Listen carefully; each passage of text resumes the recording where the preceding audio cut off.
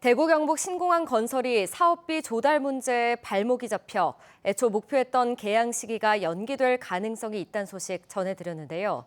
대구시는 기존의 공공자금 관리기금 융자와 정부 재정 지원이 한계에 부딪히자 새로운 자금 조달 방식을 추진하기로 했습니다. 그런데 이마저도 현실성이 떨어진다는 지적이 나옵니다. 박재영 기자가 취재했습니다.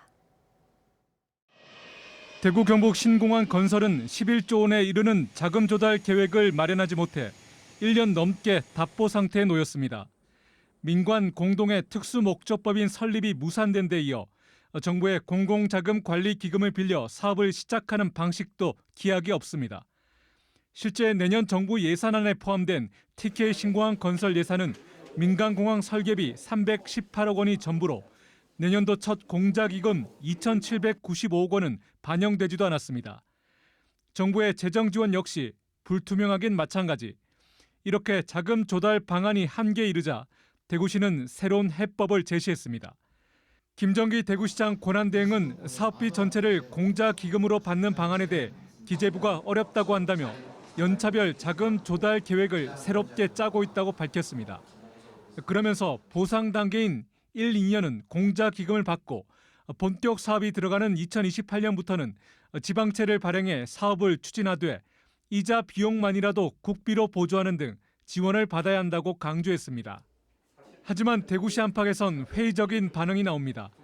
정부의 지원 없이 사업 추진이 불가능하다는 점에선 기존의 방식과 크게 다르지 않다는 겁니다. 공자기금 융자와 지방채 발행에 따른 이자 비용을 정부가 지원해 줄지도 미지수입니다.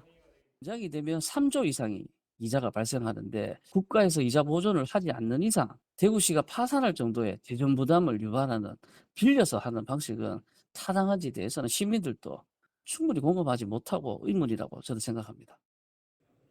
국회 본회의가 열리는 올해 말까지 공자기금 확보가 이루어지지 않는다면 내년 상반기 착공계획 차질과 2030년 개항 목표 연기는 불가피합니다.